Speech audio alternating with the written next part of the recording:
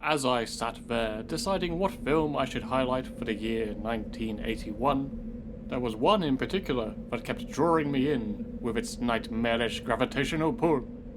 That film is Possession. My psyche was in turmoil. On the one hand, fantastic, I have another excuse to rewatch Possession. On the other hand, fuck, now I have to rewatch Possession again. You see, it is a film that I both love and hate for the very same reason. It makes me feel terribly uncomfortable and uncomfortably terrible. For 1979, I reviewed David Cronenberg's The Brood, a bitter film about a failing marriage that harms their young blonde child, with elements of body horror chucked in for good measure.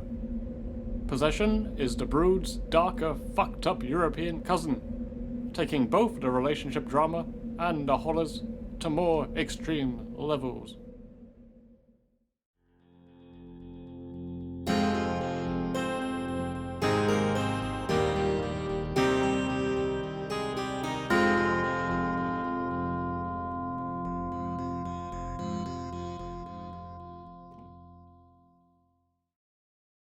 Possession is a very complex film.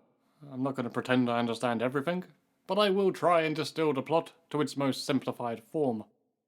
Sam Neill plays a vague sort of spy who is returning home to his wife and son in West Berlin after a long stint away at work. Instantly his wife, played by Isabelle Adjani, is emotionally distant, and things get very awkward very quickly. It's clearly a lost cause from the off, but he pursues and pursues. She can't even sit at the same table as him. It's horrible.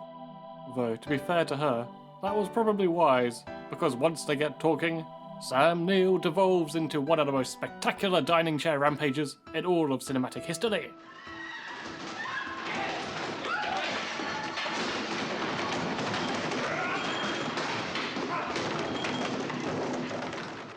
Yes, a desperate and confused insanity sets in pretty quick for both partners. Isabelle is bereft with depression and guilt. Sam festers in the betrayal, and manically tries his best to fix the situation.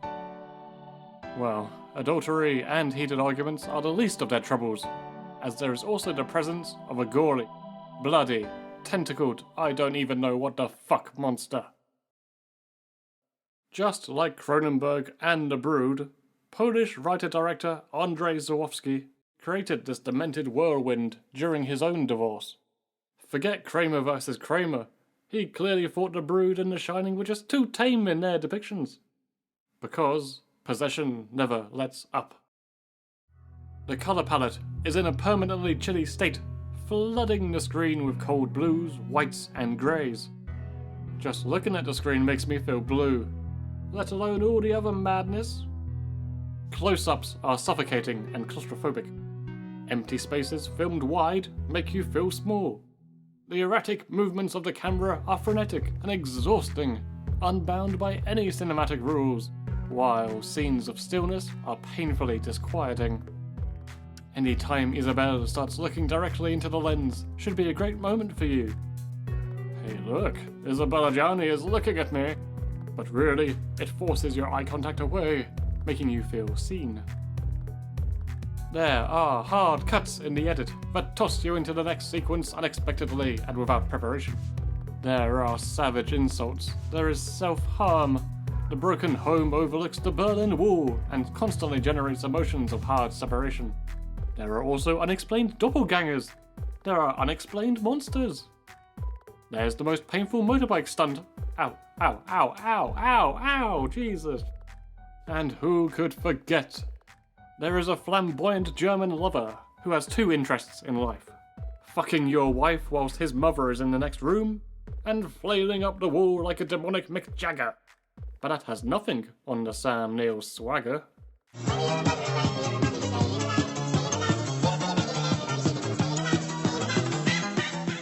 Shock horror! This film was included in Britain's infamous list of video nasties, a selection of films that were banned due to extreme or sensitive material. Well, Possession has that material in spades. On this channel so far, I've been pretty relaxed about showing gore, but there are visuals here that really push the boat out to the point I don't think it will ever find port again. Some films have that scene. Possession, for all its many worthy moments, is one of those movies that has that scene.